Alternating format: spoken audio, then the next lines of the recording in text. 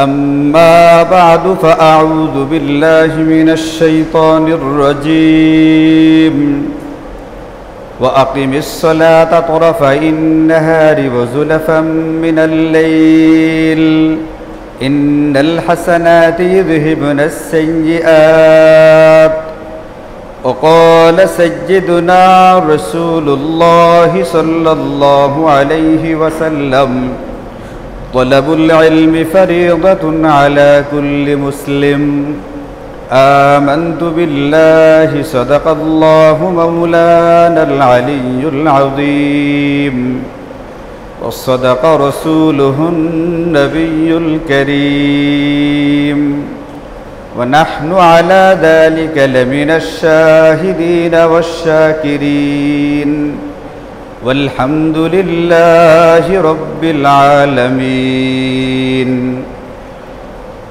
اللهم صل على محمد وعلى آل محمد كما صليت على إبراهيم وعلى آل إبراهيم إنك حميد مجيد اللهم بارك على محمد وعلى آل محمد كما باركت على إبراهيم وعلى آل إبراهيم إنك حميد مجيد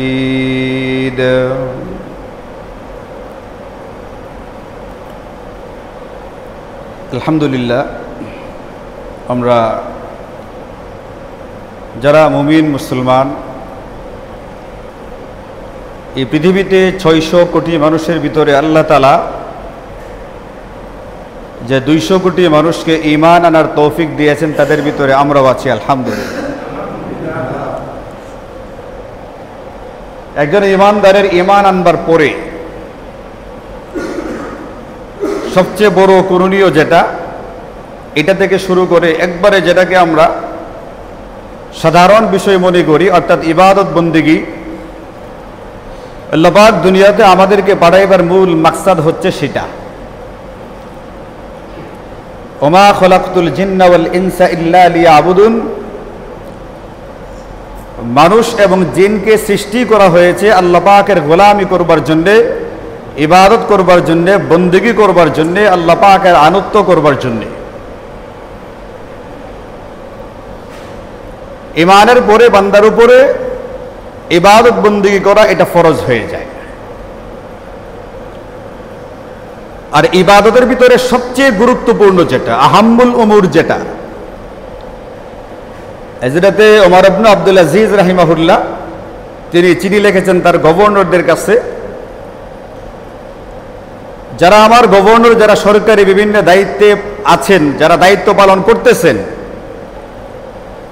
আপনার যত ব্যস্ততাই থাকুক না কেন, যত ব্যস্ত ব্যক্তি আপনি হন না কেন, মনে রাখতে হবে আমার কাছে সবচেয়ে গুরুত্বপূর্ণ বিষয় হচ্ছে নামাজের সময় নামাজ আদায় করা। আল্লাহ পাকের গোলাম হিসাবে, আল্লাহ পাকের বান্দা হিসাবে আমাদের উপরে সর্বপ্রথম এবং সর্বপ্রধান যে গোলামিটা দেওয়া হয়েছে, যে ইবাদতের মাধ্যমে আমাদের গোলামের বহির্প্রকাশ করবে, সেটার নাম হচ্ছে নামাজ। এই নামাজের মধ্যে কি গুরুত্ব আছে, নামাজের কি ফজিলত আছে, কি উপকারিতা আছে, এই ব্যাপারে আমরা যারা মোটামুটি দিনদার, যেমন আপনারা যারা মসজিদে আগে ভাগে চলে আসছেন, যারা আগে আগে আসেন, আপনাদের এই বিষয়টা জানাই আছে যে নামাজ আমাদের উপর একটা গুরুত্বপূর্ণ ফরজ। এটা এখানে যারা আছেন আপনাদের জানা আছে না? নবীজি সাল্লাল্লাহু আলাইহি ওয়াসাল্লামকে জিজ্ঞেস করা হলো, কোন এক সাহাবী নবীজিকে জিজ্ঞেস করেন, আইয়ুল আমালি আহাব্বু ইলাল্লাহ,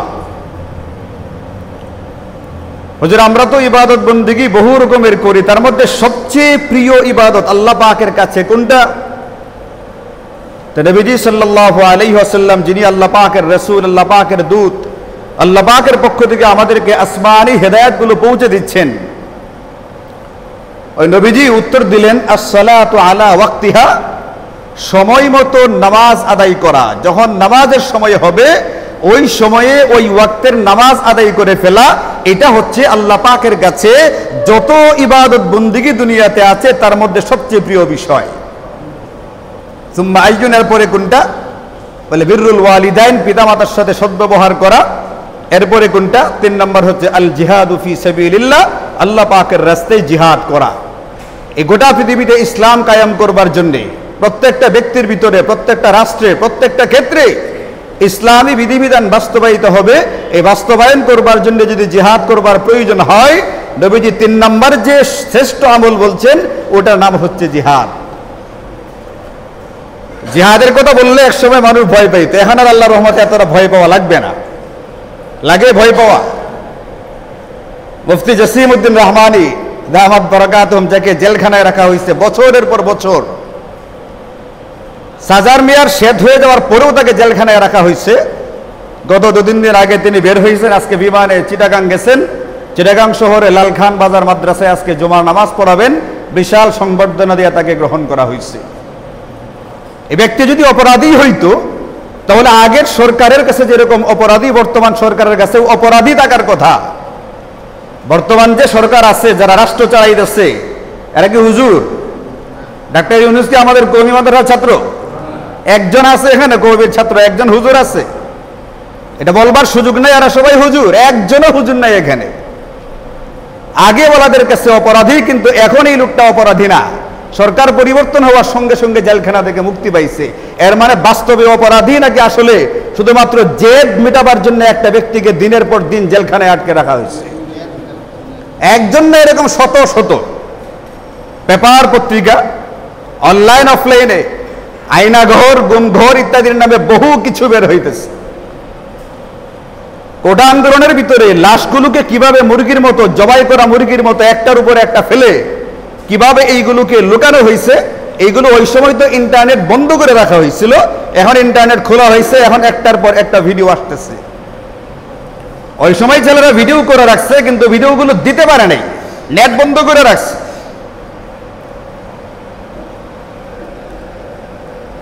আরে ভাইও, ইসলামকে কায়েম করবার জন্যই দুনিয়াতে আমাদেরকে বানানো হয়েছে, এই জন্য আমাদের নাম হলো খলিফা।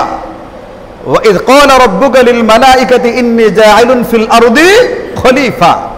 আল্লাহ ফেরেশতাদেরকে বলেছিলেন, আমি এক জাতি সৃষ্টি করতে যাচ্ছি পৃথিবীতে, যারা এই দুনিয়াতে আমার খেলাফত আর প্রতিনিধিত্ব পালন করবে, এই ইসলামের বুকে ইসলামী হুকুমতকে কায়েম করবে। এটার জন্য যদি জিহাদ করবার প্রয়োজন হয় তাহলে জিহাদ করবে। জিহাদের ভুরি ভুরি আয়াত কুরআন কারীমের ভিতরে দেওয়া আছে, জিহাদের ভুরি ভুরি হাদিস, হাদিসের কিতাবগুলোর ভিতরে দেওয়া আছে। কোন ব্যক্তি যদি মনে করে কিতাবুল জিহাদ চ্যাপ্টারটাকে বন্ধ করে দেওয়া হবে, শুধুমাত্র নামাজ আর রোজার চ্যাপ্টারটাকে রাখা হবে, আমি আপনাদেরকে যে হাদিস শুনাইছি এই হাদিস কিতাবুস সালাহ বা নামাজের চ্যাপ্টারের হাদিস, কিতাবুল জিহাদের হাদিস আমি আপনাদেরকে শোনাই নেই। যে হাদিসটা আমি আপনাদেরকে বলছি বুখারী শরীফের নামাজের অধ্যায়ের হাদিস। নবীজিকে জিজ্ঞেস করা হয় যে সবচেয়ে উত্তম আমল কোনটা? নবীজি বললেন সময় মতো নামাজ পড়া। সাহাবী জিজ্ঞেস করে হুজুর 2 নম্বরে কোনটা? বললেন পিতামাতার সাথে সদাচরণ করা। বলে 3 নম্বর কোনটা? বলে আল্লাহ পাকের রাস্তায় জিহাদ করা 3 নম্বর সর্বোত্তম আমল আল্লাহ পাকের কাছে। হাদিসটা কোন অধ্যায়ের? নামাজ অধ্যায় না জিহাদ অধ্যায়? আপনি অধ্যায় বাদ দিবেন কয়টা বুখারী শরীফ থেকে? কিতাবুল জিহাদ না বাদ দিলেন ক্ষমতার বলে? ক্ষমতার জোরে না হয় কিতাবুল জিহাদ বাদই দিয়ে দিলেন, নামাজের অধ্যায় বাদ দিবেন, তাহলে হাদিসের কিতাবের কোনো অধ্যায় আর বাকি থাকবে না। আপনি যে কোনো অধ্যায় খুলতে যান ঘুরে ফিরে, যেহেতু 3 নম্বর শ্রেষ্ঠ আমল হচ্ছে আল্লাহ পাকের রাস্তায় জিহাদ করা, এটা কোনো না কোনো ভাবে কোনো না কোনো অধ্যায়ে এটা একের পর এক আসতেই থাকবে। এটাকে বন্ধ করবার কোনো সুযোগ এই পৃথিবীতে ফেরাউনের ছিল না, নমরুদের ছিল না, আর এর চেয়ে ছোট কোনো বাদশার কোত্থেকে আসবে? গোটা দুনিয়াতে যারা বাদশাহী করছে, জুলুমের স্টিম রুলার যারা চালাইছে, ওই সমস্ত জালেমরাও টিকতে পারে নাই। সেইখানে এর চেয়ে ছোট জালেম কিভাবে টিকবে, কিভাবে বন্ধ করবে? কুরআন কারীমের পৃষ্ঠায় পৃষ্ঠায় জিহাদের কথা আছে। কোন সময় জিহাদ, কোন সময় ইউজাহিদুনা, কোন সময় জাহাদু, কোন সময় এরকম ভাবে জাহিদু, বিভিন্ন শব্দ দিয়ে জিহাদের কথা আছে। বাদ কয়টা দেওয়া হবে? বাদ দিতে গেলে কুরআন কারীম বাদ দিয়ে ফেলতে হবে। আর কুরআন কারীম বাদ দিলে আবার মুসলমান, তাহাজ্জুদ গুজার, যায় নামাজ তালাশ করনেওয়ালা, কুত্তিকে যায় নামাজ আর কুত্তিকে নামাজ আর কুত্তিকে তাহাজ্জুদ, আর কোথায় কুরআন কারীমের তিলাওয়াত? কুরআন কারীমের তেলাওয়াত করলে তো জিহাদের কথা কুরআন কারীমের পৃষ্ঠায় পৃষ্ঠায় রয়ে গেছে। নবীজি বলেন যে আল জিহাদু মাজিন ইলা ইয়াউমিল কিয়ামা, আমি আপনি করি বা না করি, আল্লাহ নবী সাল্লাল্লাহু আলাইহি ওয়াসাল্লাম ঘোষণা দেয়া গেছেন কিয়ামত পর্যন্ত জিহাদ করবে, একদল জিহাদ পৃথিবীতে করতে থাকবে। এই সৌভাগ্যবান আমি আপনি হতে পারি বা না পারি, আল্লাহ তাইফাতুম মিন উম্মতি, একটা দলকে, এই উম্মতের একটা অংশ এই জিহাদের মতো মহান আমলটার উপর আমল করতে থাকবে, এই ক্ষেত্রে বিন্দু মাত্র কোনো পরোয়া করবে না। ইসমাইল হানিয়ার ভিডিওগুলো দেখেন, নাতিদেরকে হত্যা করা হয়েছে, তেমন কোন রকমের তিনি চিন্তিত পেরেশান হন নাই। আল্লাহ পাকের রাস্তায় শহীদ হয়ে গেছে, একদিকে শহীদ হয়েছে, অন্যদিকে জান্নাতি শরবত খাওয়ায় তাকে জান্নাতে স্বাগত জানানো হয়েছে। নিজের ভাই বেরাদরকে শহীদ করে ফেলা হয়েছে, কোন রকম পেরেশান হন নাই, তিনি পিছপা হন নাই। যে ইসরায়েলের কাছে পারমাণবিক অস্ত্র আছে, ইসরায়েলের সঙ্গে আমেরিকা ইউরোপ আছে, আমি একটা সাধারণ ফিলিস্তিন কিভাবে কি করব? স্বয়ং ফিলিস্তিন রাষ্ট্রের যারা রাষ্ট্র পরিচালক তারাই তো আমাদেরকে সহযোগিতা করে না। পিছপা হন নাই, তিনি আগে বাড়ছেন। তাকে ইরানে হত্যা করা হয়েছে, শহীদ করা হয়েছে। এই সমস্ত মানুষ শহীদ হয়ে গেছেন, তাদের চেহারার ভিতরে কোনো চিন্তা বা পেরেশানির ছাপ ছিল না। নবীর সাহাবীকে নবীজি চিঠি দিয়েছেন, চিঠিটা অমুককে গিয়া পৌঁছাবা, অমুক এলাকাতে দাওয়াত দিবা, কালিমায়ে শাহাদাতের দাওয়াত দাও, ইসলামের দাওয়াত দাও। নবীজির সাহাবী দাওয়াত দিতে গেছেন হযরত হারাম ইবনে মিলহান, কুখ্যাত কাফের তুফাইল ইবনে আমিরের কাছে চিঠি পৌঁছানোর পরে এই বেহুদা চিঠি পড়বে দূরের কথা, গাদ্দারি করে পিছন দিক থেকে একজনকে ইশারা করছে, একে মারো। হযরত হারাম ইবনে মিলহানের পিছন দিক থেকে বর্ষা দিয়ে আঘাত করা হয়েছে, বর্ষা পিছন দিক দিয়ে ঢুকছে, সামনের দিকে বের হয়ে গেছে। তিনি আ উ শব্দ না করে চিৎকার করে বলছেন, ফুস্তু ওয়া রাব্বিল কাবা, কাবার রবের কসম করে বলে আমি সফল হয়ে গেছি। ওনারা কি পুরস্কার দেওয়া হয়েছিল? নোবেল প্রাইজ হাতে ধরায় দেওয়া হয়েছে? কি করা হয়েছে ওনাকে? আর এই কথাটা বলছেন কোন ঘটনার পরে? বর্ষা তার পিছন দিক থেকে ঢুকাইয়া সামনের দিক দিয়ে বের করে ফেলা হয়েছে। রূহ বের হওয়ার আগ পর্যন্ত যতটুকু দম ছিল তিনি চিৎকার করে বলছেন, ফুস্তু ওয়া রাব্বিল কাবা, আমি তো মারা যাচ্ছি, আমার চোখের সামনে এমন কিছু দেখতে পাচ্ছি, রবের কসম করে বলি, কাবার রবের কসম করে বলে আমি সফল কাম হয়ে গেছি, আমাকে নিয়ে তোমাদের চিন্তা করবার দরকার নাই। সাহাবায়ে কেরাম শহীদ হয়েছেন উহুদের ময়দানে, বিভিন্ন যুদ্ধে। শহীদ হওয়ার আগে যতটুকু দম ছিল বলে গেছে, আল্লাহ আমাদের এই খবরগুলো তুমি আমাদের ভাইদের কাছে পৌঁছানোর ব্যবস্থা করে দাও, আমাদের ভাইয়েরা যেন খবরটা পায় আমরা কি পরিমাণ সুখ আর শান্তির ভিতরে আছি। জিহাদ করতে গিয়ে যারা শহীদ হয় তারা কি পরিমাণ সুখ শান্তি আর নাজ নিয়ামতের ভিতরে থাকে, ওনাদের আফসোস হলো এটা, হাইরে এই খবরটা তো আমরা আমাদের ভাইদেরকে দিতে পারলাম না।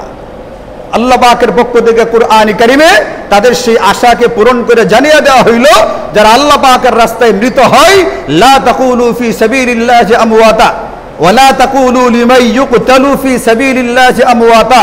আল্লাহ পাকের রাস্তায় জিহাদ করতে গিয়া এই দুনিয়াতে আল্লাহ পাকের দ্বীনকে কায়েম করতে গিয়ে কোনো ব্যক্তি যদি বছরের পর বছর আয়না ঘরের ভিতরে বন্দী থেকে থেকে মৃত্যুবরণ করে জিহাদের ময়দানে যদি জীবনটাকে বিলিয়ে দেয়, তোমরা এদেরকে মৃত বলবা না। আল্লাহ বলছে বালহুম আহয়া, এরা জীবিত, এরা মারা যায় না, এরা জীবিত, এদেরকে আল্লাহ পাকের পক্ষ থেকে রিজিক দেওয়া হয়, কিন্তু তোমরা সেটা বুঝতে পারো না।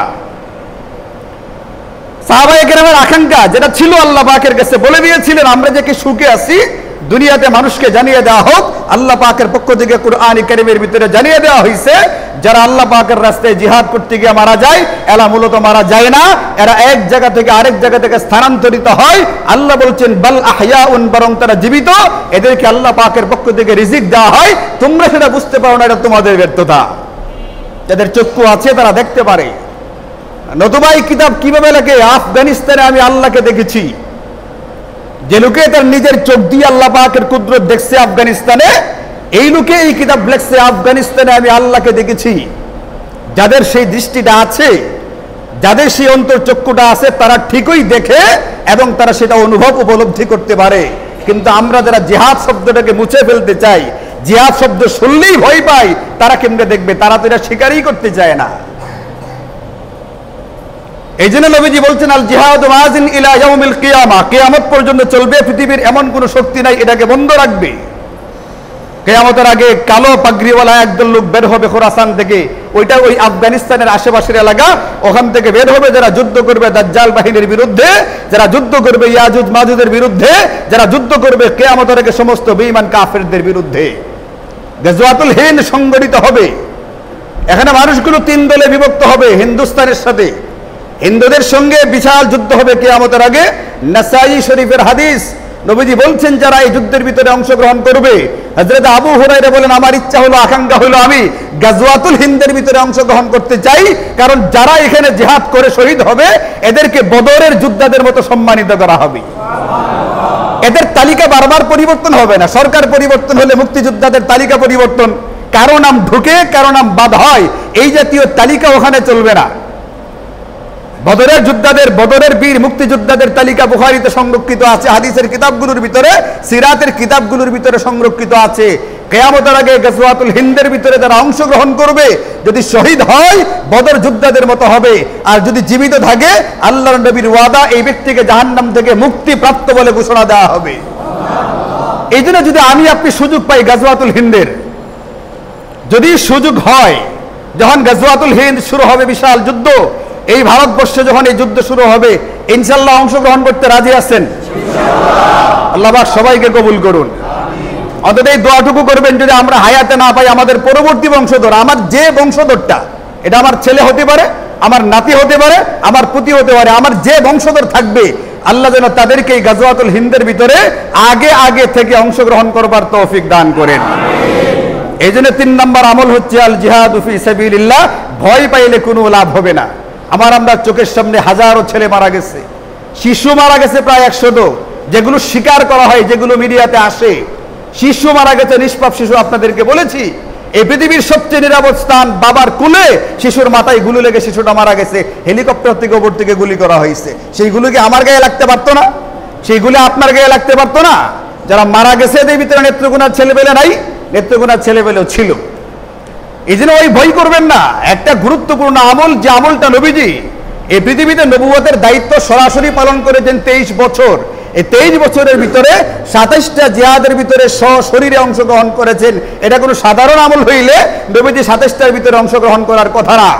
সাধারণ আমল হইলে নিজে না করে অন্যদেরকে বলতেন। নিজে সশস্ত্র যুদ্ধে শুধুমাত্র না, সর্বাধিনায়ক হিসাবে, অধিনায়ক হিসেবে যুদ্ধের ভিতরে অংশগ্রহণ করেছেন, আর শত শত কাফেলা অন্যদেরকে জিহাদের ভিতরে পাঠাইছেন। এই আমল কি একবারও আমার জিন্দেগিতে করা দরকার না? আরে আপনারা বলেন না যে আমলটা নবীজি 27 বছর 27 বার করেছেন, এই আমলটা কি একবারও আমাদের করা দরকার না?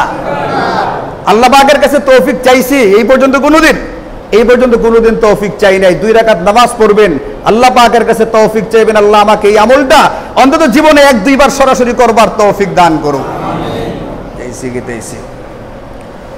এখন আর আগের মতো বলতে অসুবিধা নাই। আগে জিহাদের কথা বললেই সংসদ থেকে আপত্তি তোলা হইতো, জিহাদ শব্দটাকে বন্ধ করে দেন মাননীয় স্পিকার। এখন বন্ধ হয়ে গেছে। বন্ধ করতে গিয়ে নিজেরাই কি হয়ে গেছে গা, বন্ধ হয়ে গেছে গা। আমার যে আলোচনাটা ছিল আমি ওইটাতে যাইতেই পারলাম না, দিয়েছি। এত অল্প সময় দেওয়া হয় বুঝছেন। যে আলোচনাটা করতে চাইছিলাম আলোচনা নাই, সময় শেষ হয়ে গেছে, 10 বাজে গেছে, 1:10 পর্যন্ত আমার সময়। এই প্রসঙ্গক্রমে 3 নাম্বারটা আসছে, এটা বলতে গিয়ে সময়টা গেছে। কারণ আপনারা যদি বলেন তাহলে আমার মূল আলোচনাটা আমি সংক্ষেপে হুলুড় করে ফেলি, একটু সময় লাগতে পারে 5-7 মিনিট।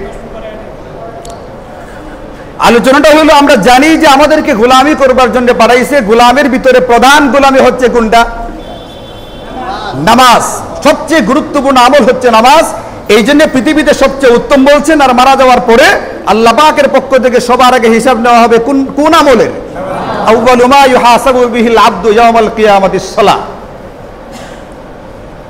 আর আমার মূল আলোচনা হলো এটা না যে আপনি নামাজ পড়বেন, নামাজের গুরুত্ব দেওয়া দরকার, এটা আমাদের সবারই জানা আছে। এখানে যে কোনো ব্যক্তিকে যদি দাঁড় করাই দেবে, আপনি একটু নামাজের বয়ান করেন, সবাই পারবে। ওই যে ফখরুল ভাইও পারবে, ফক্কু ভাই যদি দাঁড় করাই দিই, ফক্কু ভাইও নামাজের বয়ান করতে পারবে 5 মিনিট। ভাই নামাজ পড়া লাগবে, নামাজ পড়তে হবে, এটা সেটা সে বয়ান করতে পারবে।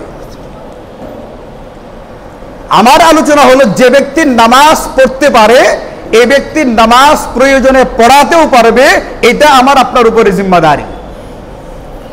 আজকে সকালে গেছি একটা জামাতের নুসরতে, তাবলিগ জামাতের নুসরতে গেছি।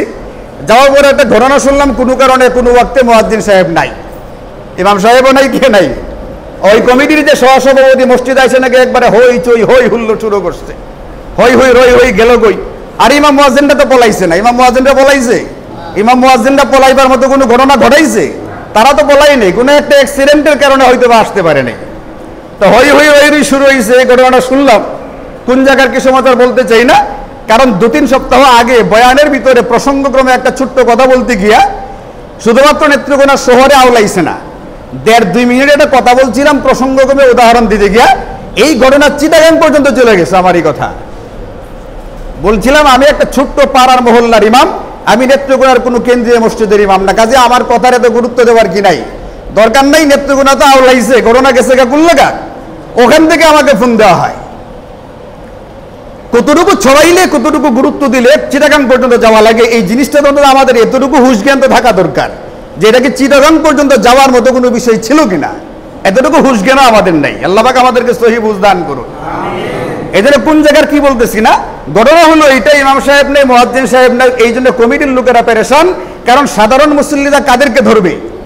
কমিটিকে ধরবে। ইমাম সাহেব নাই কেন, মুসল্লি মুয়াজ্জিন সাহেব নাই কেন, নামাজ পড়াইবে কেন? নামাজ আপনি পড়াইবেন মিয়া, যে নামাজ পড়তে জানে সে নামাজ পড়াইতেও পারবে প্রয়োজনে। যদি আপনি বলেন যে আমি নামাজ পড়তে পারি পড়াইতে পারি না, এই কথাটা সহি না। কারণ যে নামাজ সহি করে পড়তে পারে সে নামাজ প্রয়োজনে কি করতে পারবে? পড়াইতেও পারবে। নামাজ পড়াইতে গিয়ে অতিরিক্ত কোনো কিছু করা লাগে না, সামনে দাঁড়ানো ছাড়া। আপনি যদি পিছনে নিজে নিজে নামাজ পড়তে পারেন তাহলে ঠেকাবশত আপনি নিজে নামাজ পড়াইতেও পারবেন। এটা হচ্ছে শরীয়তের মাসআলা।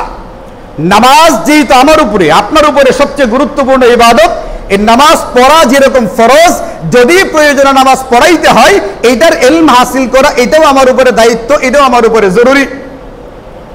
যে ব্যক্তি নামাজ পড়ে সে কি করে? ওযু করে। নামাজ পড়তে গেলে ওযু লাগবে না? তা নামাজ পড়াইতে গেলে ওযু লাগবে। তা আপনি যদি নিজের নামাজ পড়তে গিয়ে ওযু করতে পারেন, পড়াইতে গিয়ে ওযুটা করতে পারবেন না? ইমাম সাহেবের ওযু কি ভিন্ন প্রকৃতির না একই প্রকৃতির? একই প্রকৃতির। নামাজ পড়তে গেলে দাঁড়াইতে হয়, দাঁড়ায় নিয়ত করতে হয়। এই তো, মানে আপনি যদি নিজের নামাজের নিয়তটা নিজে করতে পারেন তাহলে ইমামতির নিয়তটাও আপনি করতে পারবেন। কেন? ইমামতি করতে গেলে ইমামতির নিয়ত করা লাগে না। নামাজ পড়তে গেলে নামাজের নিয়ত করা ফরজ, নিয়ত করতে হয়। আমি এখানে নামাজ পড়াই, নামাজের নিয়ত করি, জুমার 2 রাকাত নামাজ পড়তেছি, আল্লাহু আকবার, কিন্তু নামাজ পড়াইতেছি আপনাদেরকে, এটা বলা জরুরি না। যদি নাও বলি তাহলেও নামাজ হয়ে যাবে। তাহলে নামাজের নিয়ত করাটা জরুরি, নামাজ পড়াইবার নিয়তটা কি না? জরুরি না। ইমামতির নিয়তটা আলাদাভাবে করা জরুরি না। যদি নিয়ত করি তাহলে ভালো করা উচিত, তাহলে ইমামতির আলাদা একটা সওয়াব আমি পাইলাম, নামাজ পড়ারও সওয়াব পাইলাম, আলাদাভাবে ইমামতির একটা সওয়াব পাইলাম। পক্ষান্তরে যদি ইমামতির নিয়ত না করি তাহলেও নামাজ সহি হবে, যারা পিছনে পড়বে তাদের নামাজ সহি হবে। কিন্তু এটা মনে রাখবেন, যারা মুক্তাদি, যারা পিছনে নামাজ পড়ে, মুক্তাদির আবার ইক্তেদার নিয়ত করা জরুরি।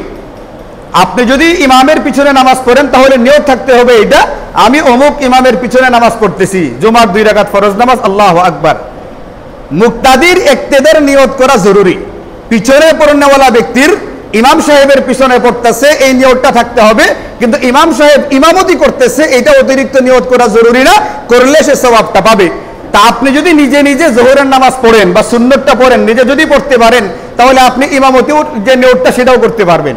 আমি যোহরের 4 রাকাত পড়তেছি, আল্লাহু আকবার, আর যদি মনে মনে এটাও থেকে ইমামতিও করতেছি, নিজেও পড়তেছি আবার ইমামতিও করতেছি, আল্লাহু আকবার, তাহলে হয়ে গেল। এই নিয়ত আপনি পারবেন না? পারবেন না। আর নিয়তটা পারবেন না আপনি নিজের নামাজের নিয়ত করলে, এই নিয়তটা তো এখানে সেম নিয়ত এটা। এরপরে আপনারা কি করেন? মুসল্লি কি করে? সানা পড়ে। ইমাম সাহেবও সানা পড়ে, আপনিও সানা পড়েন। আপনি কি একাকী নামাজে সানা পড়েন না? যদি একাকীর নামাজে সানা পড়েন তাহলে ইমাম সাহেবের এখানে সানা পড়তে হয়, ওটাও আপনি পারবেন। এরপরে ইমাম সাহেব কেরাত পড়ে, আপনি যখন একাকী নামাজ পড়েন তখন আপনিও তো কেরাত পড়েন। আপনি যে যোহরের আগে 4 রাকাত সুন্নত পড়েন, এটা আমাদের সূরা কেরাত পড়েন না? যে সূরাগুলো পড়েন এই সূরাগুলি এখানে পড়বেন। সূরা ফাতিহা প্রথমে পড়বেন, এটাকে আমাদের সবার জানা আছে না? আমি আগে বলছি যে নামাজ পড়তে জানে সে পড়াইতে জানবে। কারণ কেউ যদি সূরা ফাতিহা না পড়ে তাহলে সে ব্যক্তি নামাজ পড়তেও জানে না। তাহলে এটা বলে লাভ নেই যে নামাজ পড়াইতে পারি না কিন্তু পড়তে পারি, কারণ আপনার নামাজ পড়া হচ্ছে না। নামাজ হইতে গেলে নামাজের ভিতরে সূরা ফাতিহা পড়া লাগে। তো ইমাম সাহেব সূরা ফাতিহাই পড়ে, আপনি সূরা ফাতিহা পড়বেন। ইমাম সাহেব সূরা ফাতিহার পরে আরেকটা সূরা মিলায়া পড়ে, তা আপনি তো সুন্নতের ভিতরে সূরা ফাতিহার পরে আরেকটা সূরা পড়েন না? তো এখানে এই সূরাটা পড়বেন, যেটা পড়লো ওখানে এটা এখানে পড়বেন। তাহলে আপনি ইমাম সাহেব যে কাজগুলো করে আপনি ওই কাজগুলো আপনার নিজের একাকে নামাজের ভিতরে করে থাকেন, আলাদা তেমন কোনো বিষয় নাই, আলাদা কোনো পার্থক্য এখানে নাই। তাহলে আপনি যদি সহি করে নামাজ পড়তে পারেন, ঠেকা বশত আপনি নামাজ পড়াইতেও পারবেন। কাজেই কোনো ওয়াক্তে যদি ইমাম বা মুয়াজ্জিন না থাকে, মনে রাখবেন তারাও রক্ত মাংসের মানুষ, তাদের প্রয়োজন অপ্রয়োজন থাকে, তাদেরও বিপদ আপদ অসুবিধা হতে পারে, ব্যস্ততা থাকতে পারে, অ্যাক্সিডেন্ট ঘটতে পারে। আপনার যেরকম ঘটে, আপনি এই মহল্লার হওয়ার পরেও কিন্তু আপনি 5 ওয়াক্ত নামাজ মসজিদে পড়েন না, পড়েন মাঝে মাঝে বাহিরেও পড়েন। অথচ নিয়ম ছিল কোনো মুসল্লি যদি বাহিরে নামাজ পড়ে ইমাম সাহেবের কাছে বলে তারপরে নামাজ পড়বে এখানে, যে হুজুর আমার কোনো একটা প্রয়োজনে আমি আজকে নামাজ দেওয়া ওখানে পড়বো। কিন্তু সব উল্টে গেছে। ছুটি নেওয়ার কথা মুসল্লির ইমামের কাছ থেকে, এখন ইমাম সাহেবের মুসল্লির কাছ থেকে ছুটি নিতে হয়। আর কমিটির সভাপতি কি ইমাম না মুসল্লি? আরে কথা বলেন, কমিটির সেক্রেটারি ইমাম না মুসল্লি? সেক্রেটারি কি পিছনে নামাজ পড়ে না পড়ায়? তাহলে সেক্রেটারির ছুটি নেওয়ার কথা ইমামের কাছ থেকে, আর বর্তমানে ইমামের ছুটি নিতে হয় কার কাছ থেকে? সেক্রেটারির কাছ থেকে। সব উল্টে ফেলা হয়েছে। এটা এই মসজিদের ঘটনা বলতেছেন, এটা বললে কিন্তু আবার ওনারা আমার উপর রাগ করবে। আমি সার্বিক অবস্থাটা বলতেছি, সারা দেশ মিলাইয়া সব মসজিদগুলোর কথা বলতেছি, উল্টা হয়ে গেছে সব। তা নামাজ যদি কোনো কারণে ইমাম বা মুয়াজ্জিন না থাকে, তাহলে আপনি পেরেশান না হইয়া মসজিদের ভিতরে হই হুল্লোড় না করে, আপনার যদি নিজের উপরে আস্থা থাকে যে আমি আমার নিজের নামাজটা পড়তে জানি, নিজের নামাজ আমি পড়তে পারি, এটা যদি নিজের উপরে আপনার আস্থা থেকে থাকে, তাহলে আপনি নামাজ পড়াইতেও পারবেন, কোনো রকম অসুবিধা নেই। নিয়ম হলো উপস্থিত মুসল্লিদের ভিতরে যিনি একটু বয়স্ক বেশি হবেন, যার ভিতরে সুন্নতের বহিঃপ্রকাশটা বেশি থাকবে, পাঞ্জাবি, দাড়ি, টুপি ইত্যাদি, যার ভিতরে মাসালাগুলো জানার উপস্থিতদের ভিতরে যার ভিতরে বেশি পাওয়া যাবে, ইনি নামাজের ইমামতি করবেন। এতে কোনো রকম অসুবিধা নেই, তিনি নামাজ পড়াই ফেলবেন। হই হুল্লোড় চিৎকার চেঁচামেচি করলে কোনো সমাধান হয় না, এটা কোনো সমস্যার সমাধান না। সমাধান হলো কিভাবে করলে এখন নামাজটা আদায় হয়ে যাবে, ওই ফিকিরটা করা। আরে ক্রিকেটাররা যদি ক্রিকেট মানে ইমামতি করতে পারে, আপনি মসজিদের একজন নিয়মিত মুসল্লি, আপনি কেন পারবেন না? এই জন্য আপনি আগে খোঁজ নিয়ে দেখেন আপনার আজান একামত সহি আছে কিনা। আপনি যে নামাজ পড়েন দাবি করেন আপনি নামাজি মুসল্লি, আপনার নামাজ হচ্ছে কিনা এটা আপনি খোঁজ নিয়ে দেখেন। যদি আপনার নিজের নামাজ সহি হয়ে থাকে, তাহলে আপনি প্রয়োজনে ঠেকা বসত কি করতে পারবেন? ইমামতি করতে পারবেন। এখন অসুবিধা হলো কি জানেন, এটা ইমামতি না হয় কোনো ক্রমে করে ফেললাম, তো জুমার নামাজটার কি হবে, ঈদের নামাজের কি হবে, ওটারও কোনো সমস্যা নেই। আপনি জোহরের নামাজ পড়াইতে পারলে এটা পড়াইতে পারবেন, মাগরিবের নামাজ পড়াইতে পারলে আপনি জুমার নামাজও পড়াইতে পারবেন, আপনারা পড়াইতে পারবেন। কিন্তু আমি মাঝখানে আপনাদেরকে বলি নাই, এটা কিন্তু বলছি ঠেকা বসত। আর নতুবা আপনারা যদি এটা পার্মানেন্ট করে ফেলেন, তাহলে তো আমারই চাকরি থাকবে না। আপনারা বলবেন যে আমরাই নামাজ পড়াই দিলে, এখন যেহেতু সপ্তাহে আমরা পারি, তাহলে অন্য ইমাম রেখে লাভটা কি, মুয়াজ্জিন রেখে লাভটা কি? বুঝছেন কিনা জিনিসটা? ঠেকা বসত। কারণ ইমামতের দায়িত্বটা, খিতাবতের দায়িত্বটা এটা নবীগণ পালন করতেন। নবীগণের পক্ষ থেকে স্থায়ীভাবে এটা দেওয়া আছে ওলামায়ে কেরামকে, যারা তাদের ওয়ারিস, যাদের ভিতরে ইলম আছে, যাদের ভিতরে আমল আছে, যাদের ভিতরে তাকওয়া আছে, যাদের ভিতরে তাহারাত আছে। ইলম, আমল, তাকওয়া, তাহারাত যাদের ভিতরে থাকে, স্থায়ীভাবে দায়িত্ব তারা পালন করবে। আর আমি আপনাদেরকে যেটা বলছি, এটা হচ্ছে অস্থায়ীভাবে সাময়িক ঠেকা পূরণ করবার জন্য, প্রয়োজন পূরণ করবার জন্য আপনি এটা করতে পারেন। বন্যায় বাড়িঘর ঢুকে গেছে, রান্না বান্না করবার মতো কোনো ব্যবস্থা নেই, চাল ডাল কিচ্ছু নেই, এখানে রান্না বান্নার করার কোনো ব্যবস্থা নেই, টয়লেটের ব্যবস্থা নেই, আপনি এখানে খাবেন কোত্থেকে? এখন আপনাকে শুকনো খাবার দেওয়া হয়েছে, যারা বিভিন্নভাবে সংগ্রহ করতেছেন, টাকা পয়সা সংগ্রহ করে ওখানে বিতরণ করতেছেন, তারা শুকনা খাবার দিচ্ছেন। এই শুকনা খাবারটাকে স্থায়ী ব্যবস্থা না ঠেকার ব্যবস্থা? ঠেকার ব্যবস্থা। এটা কোনো স্থায়ী ব্যবস্থা না। ইমাম মুয়াজ্জিন যদি কোনো মসজিদে না থাকে, ঠেকার ব্যবস্থা হিসেবে যারা উপস্থিত থাকবেন, তাদের কোনো একজন যিনি নামাজ নিজেরটা শুদ্ধ করে পড়তে পারেন, তিনি নামাজ পড়াইয়ে দিবেন। যে ব্যক্তি নামাজ নিজে নিজে পড়তে পারে, জোহরের নামাজ কোনো কারণে বাসায় যদি পড়ে, তাহলে যেরকম নিজে নিজে পড়তে পারছে এই ব্যক্তি পড়াইতে পারবে। যে ব্যক্তি জোহরের আগের 4 রাকাত সুন্নত পড়তে পারে, এই ব্যক্তির জন্য জোহরের 4 রাকাত ফরজ নামাজ পড়ায় দেওয়াটা আরো সহজ। কারণ জোহরের 4 রাকাত সুন্নতে সূরা লাগবে কয়টা? সূরা ফাতিহা একটা, আরো 4টা, কমপক্ষে 5টা সূরা। কিন্তু যে কোনো ফরজ নামাজে সূরা লাগে সর্বোচ্চ কয়টা? 3টা, সূরা ফাতিহা। আর আপনি ইন্না আতাইনা সূরা পারেন এখানে সবাই ইনশাআল্লাহ? পারেন না? সূরা ইখলাস, কুল হুয়াল্লাহ পারেন না? পারেন না? কুল হুয়াল্লাহ পারেন? এই 2টা সূরা দিয়ে 2 রাকাত নামাজ ঠেকা চালাই দিবেন, আপনার ফরজ ইনশাআল্লাহ আদায় হয়ে যাবে। রয়ে গেল জুমার ঈদের নামাজ কেমনে পড়াইবেন? এমনি পড়াইবেন যেমনি পড়াইছেন। এতটুকু পার্থক্য, জুমার নামাজের আগে খুতবা দেওয়া ফরজ, একটা শর্ত জরুরি, খুতবাটা দিতে হবে, খুতবা তো আপনি পারেন না। আপনি হয়তো বা খুতবা দিকে পড়তে পারবেন না, খুতবা মুখস্থ নাই, আরবি বানায় বলবেন, এটাও আপনি পারেন না, তাহলে আপনি কেমনে কি করবেন? বলে যতটুকু হইলে খুতবাটা আদায় হয়ে যায়, এটা সহজ একটা পদ্ধতি আমি আপনাদেরকে বলি। সেটা হচ্ছে আপনি এখানে উঠবেন, বৈশা আজান দেওয়ার পরে দাঁড়ায় সূরা ফাতিহা পড়বেন। এটা পারবেন না? পারবেন না। বাকি পড়বেন বক্তৃতা স্টাইলে, কেরাতে স্টাইলে না। আলহামদুলিল্লাহি রাব্বিল আলামিন আর রহমানির রহিম, এটা একটা স্টাইল। আর একটা হলো আলহামদুলিল্লাহি রাব্বিল আলামিন, এটা কেরাতে স্টাইল, বক্তৃতা স্টাইল। আপনি সূরা ফাতিহাটা পড়বেন বক্তৃতা স্টাইলে, খুতবা মানে বক্তৃতা। আরে সূরা ফাতিহা পড়তে পারবেন না? পারবেন না। সূরা ফাতিহার পরে কালিমায়ে শাহাদাতটা পড়বেন, আশহাদু আল্লা ইলাহা ইল্লাল্লাহ ওয়া আশহাদু আন্না মুহাম্মাদান আবদুহু ওয়া রাসূলুহু, বক্তৃতা স্টাইলে পারবেন না? পারবেন না। এরপরে যদি পারেন আরেকটা সূরা, নিয়ম হলো খুতবার ভিতরে একটু আদেশ নিষেধ করা লাগে, একটু নসিহত করা লাগে। আপনি যে কোনো একটা সূরা পড়লে ওই সূরার ভিতরে আদেশ নিষেধ আছে। আপনি সূরা ইখলাসটা পড়ে ফেললেন, কুল হুয়াল্লাহু আহাদ, এই দুনিয়ার মানুষ, আল্লাহ কিন্তু এক, এই যে তাওহীদের হুকুম হয়ে গেছে গা। তাহলে আপনি সূরা ফাতিহাটা পড়বেন বক্তৃতা স্টাইলে, এরপরে কালিমায়ে শাহাদাতটা পড়বেন, এরপরে সূরা ইখলাসটা পড়বেন, অথবা ইন্না আতাইনা পড়বেন, অথবা আল আসরি পড়বেন। 1-1.5 লাইনের সূরাগুলো পড়বেন। এই 3টা পড়ছেন, জরুরি খুতবা আদায় হয়ে গেছে। যতটুকু খুতবা পড়লে জুমা সহি হওয়া লাগে এতটুকু খুতবা হয়ে গেছে, একেবারে বসে পড়েন। বসবেন 3 তাসবিহ পরিমাণ সময় বসবেন।